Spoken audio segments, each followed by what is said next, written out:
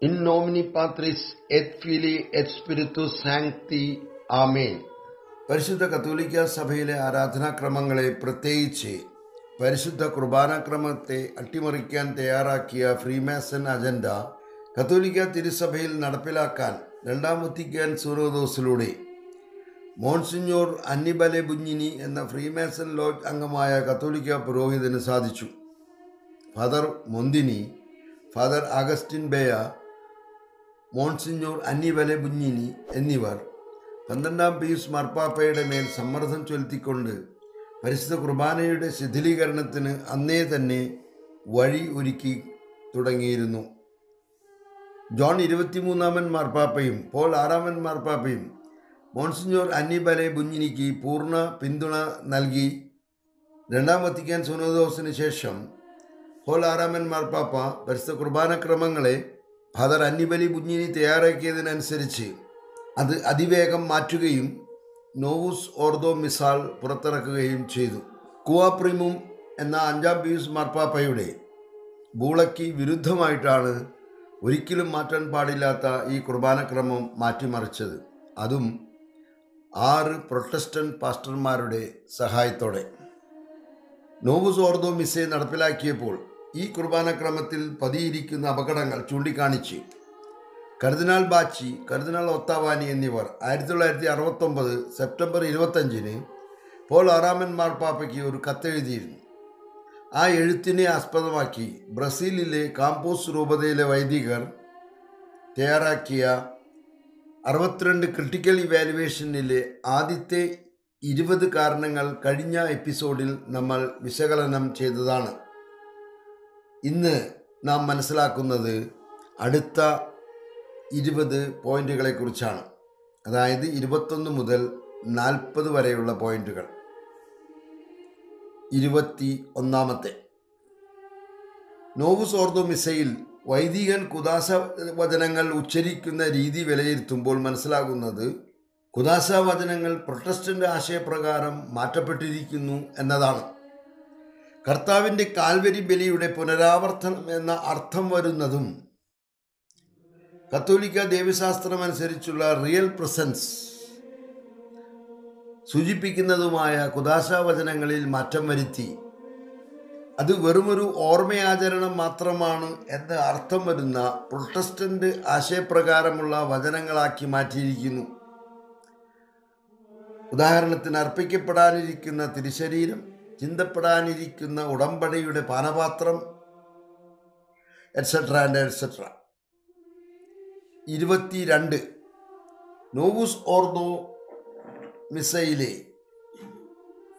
ഗുരുതരമായ മറ്റൊരു മാറ്റം പരിശുദ്ധ കുർബാന വെറും അന്ത്യത്താഴ ആചരണം മാത്രമാണ് എന്ന പ്രൊട്ടസ്റ്റന്റ് ആശയം പരിശുദ്ധ കുർബാനയിൽ പങ്കെടുക്കുന്ന വിശ്വാസികളിലേക്ക് പകർന്നു കൊടുക്കത്തക്ക വിധം അതിലെ പ്രാർത്ഥനകൾ ക്രമീകരിച്ചിരിക്കുന്നു എന്നതാണ്. എന്നാൽ കത്തോലിക്ക ദൈവശാസ്ത്രമനുസരിച്ച് പരിശുദ്ധ കുർബാന പാപങ്ങൾ പോക്കുന്ന നമ്മുടെ കർത്താവ് ഈശോ മിശിഹായുടെ കുരിശിലെ ബലിയുടെ പുനരാവർത്തനമാണ്. ഈ കത്തോലിക്ക ഡോക്ട്രിൻ ആണ് നോവുസ് ഓർദോ മിസ്സയിലൂടെ തകർക്കപ്പെട്ടത്. 23 നോവുസ് ഓർദോ മിസ്സയിലൂടെ വന്ന മാറ്റങ്ങൾ. 1.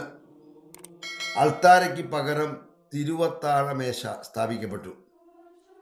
സക്രാരിക്ക് അഭിമുഖമായി നിന്ന് പരിശുദ്ധ കുർബാന അർപ്പിച്ചിരുന്ന വൈദികൻ ജനങ്ങൾക്ക് അഭിമുഖമായി പരിശുദ്ധ കുർബാന അർപ്പിച്ചു തുടങ്ങി. 3. പരിശുദ്ധ കുർബാന മുട്ടുകുത്തി നിന്ന് നാവിൽ സ്വീകരിക്കുന്നതിന് പകരം കൈകളിൽ കൊടുക്കാൻ തുടങ്ങി. 4. പ്രൊട്ടസ്റ്റന്റ് ദൈവശാസ്ത്ര പഠനങ്ങൾ നോവുസ് ഓർദോ മിസ്സയിലൂടെ കത്തോലിക്കരിലേക്ക് അവരറിയാതെ തന്നെ പകരപ്പെട്ടുകൊണ്ടിരിക്കുന്നു. അവ ഏതെല്ലാമാണെന്ന് നമുക്ക് വിശകലനം ചെയ്യാം. പരിശുദ്ധ കുർബാന അന്ത്യ അത്താഴം മാത്രമാണ്, കർത്താവിൻ്റെ കുരിശിലെ ബലിയുടെ പുനരാവർത്തനമല്ല. പരിശുദ്ധ കുർബാന അർപ്പിക്കുന്ന പുരോഹിതൻ അസംബ്ലിയുടെ ഒരു ലീഡർ അഥവാ പ്രസിഡന്റ് മാത്രമാണ്. പരിശുദ്ധ കുർബാന ഈശോയുടെ തിരുശരീരവും തിരുരക്തവും ആത്മാവും ദൈവത്വവുമല്ല, മറിച്ച് ഒരു അപ്പക്കഷ്ണം മാത്രമാണ്. എന്നീ പ്രൊട്ടസ്റ്റന്റ് ആശയങ്ങളാണ് നോവൂസ് ഓർദോ മിസയിലൂടെ കത്തോലിക്ക വിശ്വാസികളിലേക്ക് പകരപ്പെട്ടുകൊണ്ടിരിക്കുന്നത്. 24. നോവൂസ് ഓർദോ മിസയിലെ പ്രാർത്ഥനകൾ പരിശോധിക്കുമ്പോൾ മനസ്സിലാക്കാൻ സാധിക്കുന്നത്, പരിശുദ്ധ കുർബാന യേശുക്രിസ്തു ദൈവപിതാവിന് അർപ്പിച്ച ബലിയാണ് എന്ന് മനസ്സിലാക്കാൻ സാധിക്കാത്ത വിധത്തിൽ അവ എഴുതപ്പെട്ടിരിക്കുന്നു. കത്തോലിക്ക തിരുസഭയുടെ പ്രബോധനങ്ങളിൽ നിന്നും വ്യത്യസ്തമായി തെറ്റായ പ്രബോധനങ്ങളിൽ അധിഷ്ഠിതമാണ് നോവൂസ് ഓർദോ മിസയിലെ പ്രാർത്ഥനകൾ എഴുതപ്പെട്ടിട്ടുള്ളത് എന്ന് പ്രൊട്ടസ്റ്റന്റുകാർ തന്നെ സാക്ഷ്യപ്പെടുത്തുന്നു. ലാ ക്രോയിസ്, 10 ഡിസംബർ 1969. 25. നോവൂസ് ഓർദോ മിസയുടെ ആവിഷ്കാരത്തിൻ്റെ പരിണിതഫലം എന്താണ്? വലിയൊരു വഴിത്തെരുവിനെ നമ്മൾ അഭിമുഖീകരിക്കേണ്ടി വന്നിരിക്കുന്നു എന്നതാണ്. ഒന്നുകിൽ നോവൂസ് ഓർദോ മിസയിലെ ആരാധനയിലൂടെ ഒരു പ്രൊട്ടസ്റ്റന്റായി ജീവിക്കുക, അല്ലെങ്കിൽ ട്രഡീഷണൽ കുർബാനയിലൂടെ പരമ്പരാഗതമായ നമ്മുടെ കത്തോലിക്ക വിശ്വാസം കാത്തു സംരക്ഷിക്കുക. ഈ രണ്ട് വഴികളിൽ ഏതെങ്കിലും ഒന്ന് നാം തിരഞ്ഞെടുത്തേ മതിയാകൂ. കാരണം ലെക്സ് ഒറാന്തി ലെക്സ് ക്രെദേന്തി, വിശ്വസിക്കുന്നതാണല്ലോ നാം പ്രാർത്ഥിക്കുന്നത് നമ്മൾ വിശ്വസിക്കുന്നു. അതുകൊണ്ട് ഒരു വിശ്വാസിക്ക് ഒരിക്കലും പ്രൊട്ടസ്റ്റന്റുകാരെ പോലെ പ്രാർത്ഥിക്കാനും അതേസമയം തന്നെ കത്തോലിക്ക തിരുസഭയിൽ വിശ്വസിക്കാനും സാധിക്കുകയില്ല എന്ന് നാം കഴിഞ്ഞ എപ്പിസോഡിൽ കണ്ടു കഴിഞ്ഞതാണ്. 26. പരിശുദ്ധ കുർബാനയ്ക്ക് പ്രൊട്ടസ്റ്റന്റുകാർ എന്ത് നിർവചനമാണോ നൽകിയിരിക്കുന്നത് അത് തന്നെയാണ് നോവൂസ് ഓർദോ മിസയിൽ പരിശുദ്ധ കുർബാനയ്ക്ക് നൽകിയിരിക്കുന്ന നിർവചനം. അതായത് കർത്താവിൻ്റെ തിരുവത്താഴം, വിശുദ്ധ കൂട്ടായ്മ, വിശുദ്ധ ഭോജനാചരണം, അല്ലെങ്കിൽ ഒരു പുരോഹിതൻ്റെ നേതൃത്വത്തിൽ കർത്താവിൻ്റെ തിരുവത്താഴത്തെ അനുസ്മരിക്കാൻ നടത്തപ്പെടുന്ന ദൈവജനത്തിൻ്റെ കൂട്ടായ്മ എന്നിങ്ങനെ നീളുന്നു ഈ നിർവചനങ്ങൾ. Reference: introduction to the new missal, defining the new mass, para 7, 6th April 1969. 27. തിരുവചനം ഇപ്രകാരം പറയുന്നു: Cursed be the double tongue, for they destroy the peace of many. Sirach 28:13. പരദൂഷകനും ഏഷ്ണിക്കാരനും ശപിക്കപ്പെട്ടവർ, സമാധാനത്തിൽ കഴിഞ്ഞിരുന്ന അനേകരെ അവർ നശിപ്പിച്ചിട്ടുണ്ട് എന്ന്. അവസരമനുസരിച്ച് മാറ്റി പറയുന്നവൻ, ശപിക്കപ്പെട്ടവൻ എന്ന വചനം ഇവിടെ ഉപയോഗിച്ചിരിക്കുന്നത് എന്തുകൊണ്ടാണ്? പ്രൊട്ടസ്റ്റന്റുകാരെയും കത്തോലിക്കരെയും ഒരുപോലെ പ്രീതിപ്പെടുത്തും വിധത്തിൽ ബഹുമുഖമായി വ്യാഖ്യാനിക്കാൻ സാധിക്കത്തക്ക വിധത്തിൽ ഒരുതരം അംബീഗ്വസ് ഭാഷാശൈലിയാണ്, അത് വത്തിക്കാൻ II ശൈലി എന്ന് വേണമെങ്കിൽ പറയാം, നോവൂസ് ഓർദോ മിസെ വിശദീകരിച്ചിരിക്കുന്നത്. ദൈവം ഒരു തരത്തിലുള്ള ഹൈപ്പോക്രസിയും ഇഷ്ടപ്പെടുന്നില്ല. ഇത്തരം സമീപനങ്ങൾ ദൈവത്തെ അവഹേളിക്കുന്നതിന് തുല്യമാണ്. 28. പരമ്പരാഗതമായി കത്തോലിക്ക തിരുസഭയിൽ ഉപയോഗിച്ചിരുന്നതും എല്ലാവർക്കും അറിയാവുന്നതും ഭക്തിസാന്ദ്രവുമായി എഴുതപ്പെട്ടതുമായ ആരാധനാഗീതങ്ങൾ നോവൂസ് ഓർദോ മിസയിൽ നിന്നും ഇല്ലായ്മ ചെയ്യുകയും പകരം പ്രൊട്ടസ്റ്റന്റ് പാട്ടുകൾ ഉപയോഗിക്കാൻ ആരംഭിക്കുകയും ചെയ്തു. എന്നുവെച്ചാൽ ഗ്രിഗോറിയൻ ചാൻറ്റും ഹെവൻലി മ്യൂസിക്സും എല്ലാം എടുത്തു മാറ്റി അതിന് പകരം ചടുലതയുള്ളതും റോക്ക് മ്യൂസിക്കിനും ബ്രേക്ക് ഡാൻസിനും ഉപയോഗിക്കുന്ന മ്യൂസിക്കുകൾ ഉപയോഗിച്ച്, പാട്ടുപെട്ടിയും എല്ലാം ഉപയോഗിച്ച് പ്രൊട്ടസ്റ്റന്റുകാരുടെ പാട്ടുകൾ, യുവജനങ്ങളെ ഹരം പിടിപ്പിക്കുന്ന പാട്ടുകൾ ആണ് ഇപ്പോൾ നമുക്ക് കുർബാന മധ്യേ കേൾക്കാൻ സാധിക്കുന്നത്.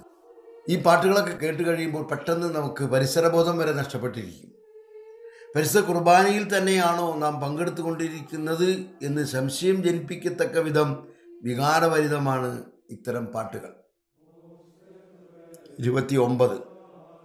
നോവൂസ് ഓർദോ മിസയിൽ ഉപയോഗിച്ചിരിക്കുന്ന അംബിഗ്വിറ്റീസ് അഥവാ അവ്യക്ത ഭാഷാശൈലി എന്ന് വെച്ചാൽ ഒരു കാര്യം പലതരത്തിൽ വ്യാഖ്യാനിക്കുന്ന രീതി. വളരെ തന്ത്രപൂർവമാണ് പാഷാണ്ഡതയിലേക്ക് നയിക്കുന്നത്. ഇത്തരം അംബിഗസ് ഭാഷാശൈലി പാഷാണ്ഡതയേക്കാൾ അപകടകാരികളാണ് എന്നോർക്കുക. കാരണം സത്യത്തോട് സാദൃശ്യം തോന്നിക്കത്തക്ക വിധത്തിലാണ് ഇത്തരം പാഷാണ്ഡതകളുടെ കടന്നുകയറ്റം. 30. യേശുക്രിസ്തുവിന് ഒരേ ഒരു മണവാട്ടിയേ ഉള്ളൂ, അത് പരിശുദ്ധ കത്തോലിക്ക സഭയാണ്. അതുകൊണ്ട് അവളുടെ ആരാധന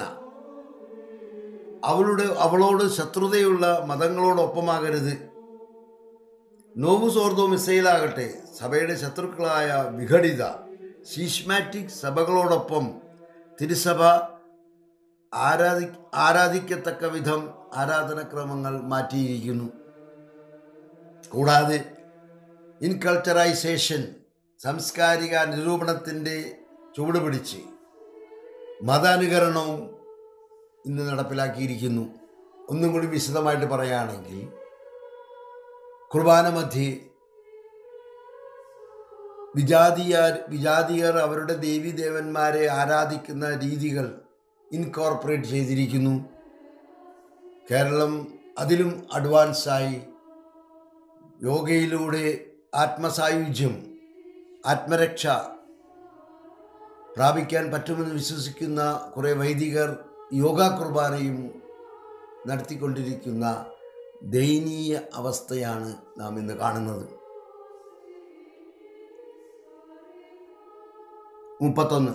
നോവുസ് ഓർത്തോ മിസ്സയിൽ ക്രാൻമേഴ്സ് ഹെറിറ്റിക്കൽ ആംഗ്ലിക്കൻ മാസ് അഥവാ ആംഗ്ലിക്കൻ പാഷാണ്ഡത കുർബാനയുടെ ഫോർമാറ്റാണ് ഉപയോഗിച്ചിരിക്കുന്നത്. നോവുസ് ഓർത്തോ മിസ്സയെ പ്രൊമോട്ട് ചെയ്യാൻ ഉപയോഗിച്ചിരിക്കുന്നത് ഇംഗ്ലീഷ് ഹെറിറ്റിക്സിൻ്റെ അഥവാ ആംഗ്ലിക്കൻ ചർച്ചിൻ്റെ അതേ രീതികളാണ്. 32. ആംഗ്ലിക്കൻ ശീഷ്മയുടെ കാലത്ത് അവരുടെ പുതുക്കിയ ആരാധനാക്രമത്തിൽ പങ്കെടുക്കാൻ വിസമ്മതിച്ചതിൻ്റെ പേരിൽ രക്തസാക്ഷികളായ അനേകം കത്തോലിക്ക വിശ്വാസികളെ തിരുസഭ ഇന്ന് വണങ്ങുന്നുണ്ട്. അതുകൊണ്ട് തന്നെ ആംഗ്ലിക്കൻ ആരാധനാ രീതികൾ ഉൾപ്പെടുത്തി നവീകരിക്കപ്പെട്ട നോവുസ് ഓർത്തോ മിസ്സയിൽ പങ്കെടുക്കുന്നതിൽ നിന്നും ഒരു യഥാർത്ഥ കത്തോലിക്ക വിശ്വാസിയെ അവൻ്റെ മനസാക്ഷി തന്നെ തടയുന്നു. 33. നോവുസ് ഓർത്തോ മിസ്സയും പ്രൊട്ടസ്റ്റന്റ് ആരാധനാക്രമങ്ങളും ഒരുപോലെയാക്കപ്പെട്ടത് കത്തോലിക്ക തിരുസഭയിലേക്ക് തിരിച്ചു വരുന്നവർക്ക് ഒരു സ്കാൻഡലാണ്, ഇടർച്ചയാണ്. അവിടെ ആരാധിച്ചതുപോലെ തന്നെയാണ് ഇവിടെയും ആരാധിക്കുന്നത്. കാരണം കത്തോലിക്ക തിരുസഭയും പ്രൊട്ടസ്റ്റന്റ് വിഭാഗവും തമ്മിൽ ഒരു വ്യത്യാസവുമില്ല എന്ന അവസ്ഥയാണ് നോവുസ് ഓർത്തോ മിസ്സയിലൂടെ സംജാതമായിരിക്കുന്നത്. അതുകൊണ്ട് പ്രൊട്ടസ്റ്റന്റ് വിഭാഗത്തിൽ നിന്നും മാനസാന്തരപ്പെട്ട് കത്തോലിക്ക തിരുസഭയിലേക്ക് തിരിച്ചു വന്ന ജൂലിയൻ ഗ്രീൻ ചോദിച്ചത്, വൈ ഡിഡ് വി കൺവേർട്ട്? എന്തുകൊണ്ട് ഒരു പ്രൊട്ടസ്റ്റന്റുകാരൻ കത്തോലിക്ക തിരുസഭയിലേക്ക് മാനസാന്തരപ്പെടണം എന്നാണ്. 34. നോവുസ് ഓർത്തോ മിസ്സയെ ആവിഷ്കരിക്കപ്പെട്ടതിന് ശേഷം കത്തോലിക്ക തിരുസഭയിലേക്ക് മാനസാന്തരങ്ങൾ കൂടുകയല്ല കുറയുകയാണ് ചെയ്തത് എന്നാണ്. പ്രതിവർഷ കണക്കുകൾ സൂചിപ്പിക്കുന്നത് അമേരിക്കയിൽ തന്നെ ഒരു വർഷത്തിൽ 1,00,000 മാനസാന്തരങ്ങൾ ഉണ്ടായിരുന്നത് 10,000-ത്തേക്കാൾ കുറഞ്ഞു. കത്തോലിക്ക തിരുസഭയിലേക്ക് വരുന്നവരേക്കാൾ കൂടുതൽ സഭ വിട്ടു പോകുന്നവരാണ് ഇന്ന്. 35. ട്രഡീഷണൽ മാസ് അനേകം വിശുദ്ധർക്ക് ജന്മം നൽകിയിട്ടുണ്ട്.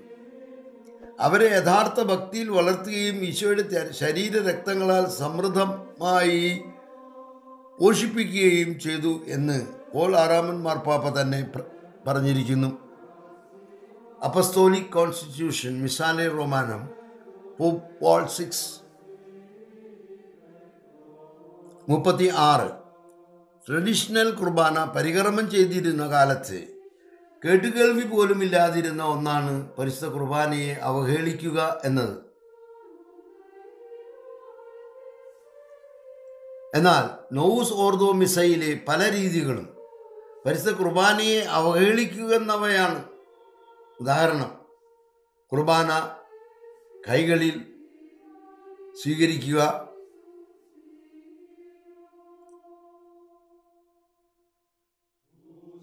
പരിശുദ്ധ കുർബാന ആത്മായരിലൂടെയും സ്ത്രീകളിലൂടെയും സിസ്റ്റേഴ്സിലൂടെയും വിതരണം ചെയ്യുക.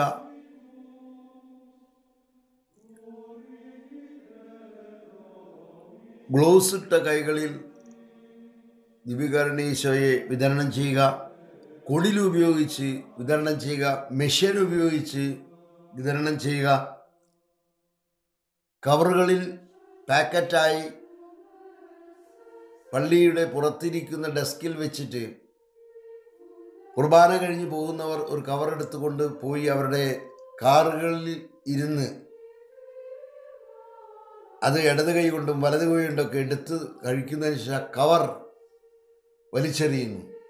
അതിനകത്ത് എന്തുമാത്രം തിരുവോസ്തിയുടെ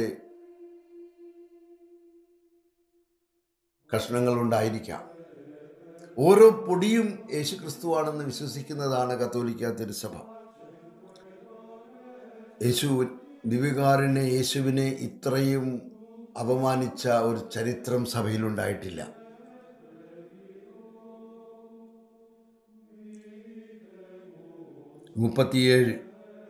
നോവുസ് ഓർദോ മിസയുടെ അവതരണ രീതി തന്നെ ട്രഡീഷണൽ കുർബാന ക്രമത്തിൽ നിന്നും വ്യത്യാസപ്പെട്ടിരിക്കുന്നു. മാത്രമല്ല, ഈ പുതിയ ആരാധനാക്രമം ജനങ്ങളെ ഒരു പുതിയ വിശ്വാസ രീതിയിലേക്ക് നയിച്ചുകൊണ്ടിരിക്കുന്നു. അവർ അവതരിപ്പിക്കുന്ന ഒരു പുതുമ കത്തോലിക്ക വിശ്വാസമേ അല്ല. നോവുസ് ഓർദോ മിസെ മോഡേണിസത്തെ ജനങ്ങൾക്ക് പരിചയപ്പെടുത്തുന്നു. മോഡേണിസ്റ്റ് ആശയങ്ങളും രീതികളുമാണ് നോവുസ് ഓർദോ മിസയിൽ ഉള്ളത്. മാത്രമല്ല, അവ്യക്തമായ ടെർമിനോളജികൾ ഉപയോഗിച്ച് നോവുസ് ഓർദോ മിസയുടെ വക്താക്കൾ മോഡേണിസത്തെ തിരുസഭയിലേക്ക് തള്ളി കയറ്റിക്കൊണ്ടിരിക്കുന്നു. 38 പരിശുദ്ധ കുർബാനയോട് വിശ്വാസമില്ലായ്മയും ബഹുമാനമില്ലായ്മയും ആഗോള കത്തോലിക്ക തിരുസഭയിൽ ഒരു അർബുദം പോലെ പടർന്നു പിടിച്ചുകൊണ്ടിരിക്കുന്നു. എന്താണ് ഇതിന് കാരണം? നോവുസ് ഓർദോ മിസയെ പരികർമ്മം ചെയ്യുന്നതിൽ യൂണിറ്റി ഉണ്ടാകണം എന്ന് നിഷ്കർഷിക്കുന്നില്ല എന്നത് തന്നെ. ഓരോ വൈദികനും അവരവരുടെ ഭാവനയ്ക്കും ക്രിയാത്മകതയ്ക്കും അനുസൃതമായി ആരാധനാക്രമങ്ങളിൽ മാറ്റം വരുത്താൻ നോവുസ് ഓർദോ മിസെ വൈദികരെ അനുവദിക്കുന്നുണ്ട് എന്നത് ഏറെ അപകടമാണ്. ഉദാഹരണം, ഓരോ രൂപതയിലെ ഇടവകകളും പല വിധത്തിൽ പരിശുദ്ധ കുർബാന പരികർമ്മം ചെയ്യുന്നത്. ഇന്ന് ചങ്ങനാശ്ശേരിയിൽ കുർബാന അർപ്പിക്കുന്നത് പോലെയല്ല സീറോ മലബാറിൽ എറണാകുളവും ഇരിഞ്ഞാലക്കുടയും തൃശ്ശൂരും പാലക്കാടും അർപ്പിക്കുന്നത്. ഒരു രൂപതയിൽ തന്നെ പല ഇടവകയിലെ വൈദികർ പലതരത്തിൽ കുർബാന അർപ്പിക്കുന്നു എന്നുള്ളത് കേരളത്തിലെ ഒരു വിചിത്ര പ്രതിഭാസമാണ്. 39 പരിശുദ്ധ കത്തോലിക്ക തിരുസഭയുടെ പാരമ്പര്യങ്ങൾ പിന്തുടരുന്ന വളരെയധികം കാത്തലിക് തിയോളജിയൻസും കാനോണിസ്റ്റും വൈദികരും നോവുസ് ഓർദോ മിസെ അംഗീകരിക്കുന്നില്ല. അവർ ആവർത്തിച്ച് പറയുന്ന കാര്യം ബോധപൂർവം നോവുസ് ഓർദോ മിസയെ പരികർമ്മം ചെയ്യാൻ അവരുടെ മനസാക്ഷി അവരെ അനുവദിക്കുന്നില്ല എന്നാണ്. അതിൻ്റെ കാരണം നമ്മൾ തുടക്കത്തിൽ തന്നെ വിശകലനം ചെയ്തതാണ്. ലെക്സ് ഒറാന്തി ലെക്സ് ക്രദേന്തി. നമ്മൾ വിശ്വസിക്കുന്നതാണല്ലോ പ്രാർത്ഥിക്കുന്നത് നമ്മൾ വിശ്വസിക്കുകയും ചെയ്യുന്നു. അതുകൊണ്ട് ഒരു വൈദികൻ ഒരിക്കൽ പ്രൊട്ടസ്റ്റന്റുകാരെ പോലെ പ്രാർത്ഥിക്കാനും അതേസമയം തന്നെ കത്തോലിക്ക തിരുസഭയിൽ വിശ്വസിക്കാനും സാധിക്കുകയില്ല. 40 നോവുസ് ഓർദോ മിസയിൽ നിന്നും ജെനുഫ്ലക്ഷൻസ് ഇല്ലാതാക്കി 33 പ്രാവശ്യം മുട്ടുകുത്തി ആരാധിച്ചിരുന്നത് 3 പ്രാവശ്യമായി കുറച്ചു. അടുത്തതാണ് വൈദികരുടെ വിരലുകളുടെ ശുദ്ധീകരണം. അതായത് ഈ കുദാശാവചനങ്ങളുടെ പരികർമ്മത്തിന് ശേഷം കൈവിരലുകൾ, നമ്മൾ തന്തവിരലും ചൂണ്ടുവിരലും കൂട്ടിപ്പിടിച്ച് സൂക്ഷിക്കേണ്ട ഒരു രീതിയുണ്ട്. നിങ്ങളിപ്പോൾ കണ്ടുകൊണ്ടിരിക്കുന്ന ചിത്രത്തിലേതുപോലെ. അതായത് തന്തവിരലും ചൂണ്ടുവിരലും കൂട്ടിച്ചേർന്ന് തിരുവോസ്തി പിടിച്ചതിന് ശേഷം ഈ വിരലുകൾ കൊണ്ട് മറ്റൊന്നും തൊടാൻ പാടില്ല. പരിശുദ്ധ കുർബാന കൊടുത്തതിന് ശേഷം ആ വിരലുകൾ കാസയിൽ തന്നെ കഴുകി തുടച്ചതിന് ശേഷമേ കൈവിരലുകൾ വിടർത്തുകയുള്ളൂ. ഈ ഒരു കാര്യം നോവുസ് ഓർദോ മിസയിൽ നിന്നും നീക്കം ചെയ്തിട്ടുണ്ട്. വിശുദ്ധരുടെ തിരുശേഷിപ്പ് പതിപ്പിച്ച ബലിയർപ്പണ കല്ലുകളുള്ള അൾത്താരകൾ നോവുസ് ഓർദോ മിസയിൽ ഇല്ല. 3 അൾത്താര വിരികൾ ഇടുന്ന രീതിയിൽ നിന്നും മാറി ഒരു വിരി മാത്രം ഇടുന്ന രീതി വന്നു. ഇതിൽ നിന്നെല്ലാം നമുക്ക് മനസ്സിലാക്കി തരുന്ന ഒരു കാര്യം, യേശുവിൻ്റെ ശാരീരിക സാന്നിധ്യം, റിയൽ പ്രസൻസ് പരിശുദ്ധ കുർബാനയിൽ ഉണ്ട് എന്ന വിശ്വാസത്യം നോവുസ് ഓർദോ മിസയിലൂടെ വളരെ വിദഗ്ധമായി തുടച്ചു മാറ്റപ്പെട്ടുകൊണ്ടിരിക്കുന്നു എന്ന് തന്നെയാണ്. 41 മുതലുള്ള അട്ടിമറികൾ, മാറ്റങ്ങൾ അടുത്ത എപ്പിസോഡിൽ നമുക്ക് കേൾക്കാം. അടുത്ത എപ്പിസോഡിനായി കാത്തിരിക്കുക. യേശുക്രിസ്തുവിനാൽ ഏറെ സ്നേഹിക്കപ്പെടുന്ന കേരളത്തിലെ വിശ്വാസ സമൂഹമേ, ലോകവിജ്ഞാനത്തിന്റെ തിരതലലിൽ ഗുരുവിനെ മറന്നുപോയവരുടെ പഠനങ്ങളാൽ ചിന്തകളിൽ അസ്വസ്ഥരാകേണ്ട. സത്യം നിങ്ങളെ സ്വതന്ത്രരാക്കും. വാക്കുകളിലും വാചകങ്ങളിലും വിജ്ഞാന കസർത്തു നടത്തി പ്രമാണങ്ങൾ ലംഘിക്കാൻ ആരു തന്നെ പറഞ്ഞാലും അത് പാപമാണ്. Yoga, reiki, pranic healing, holistic healing, acupuncture തുടങ്ങി ന്യൂ ഏജ് ആത്മീയതകളോട് ക്രൈസ്തവന്റെ സമീപനം എന്താകണമെന്ന് തിരുസഭ നിഷ്കർഷിക്കുന്ന പഠനരേഖകളായ Orationis Formas, Jesus Christ the bearer of the water of the life എന്നിവയുടെ മലയാള പരിഭാഷയുടെ 2ാം ഭാഗം യേശുക്രിസ്തു ജീവജലത്തിന്റെ വാഹകൻ വിപണിയിൽ എത്തിയിരിക്കുന്നു.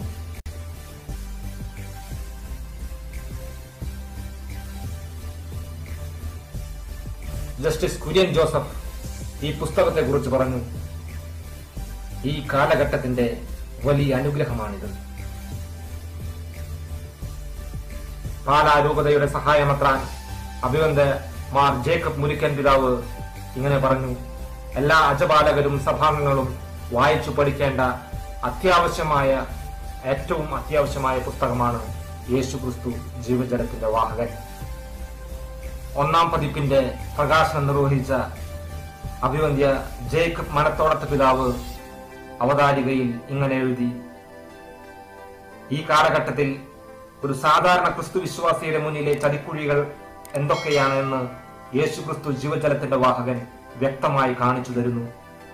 എന്തെന്നാൽ പാപത്തെപ്പറ്റി ശരിയായ ആശയത്തെയും ക്രിസ്തുവിലൂടെയുള്ള പാപമോചനത്തിന്റെ ആവശ്യകതയെയും ന്യൂ ഏജിൽ കീഴ്മേൽ മറിക്കുന്നു.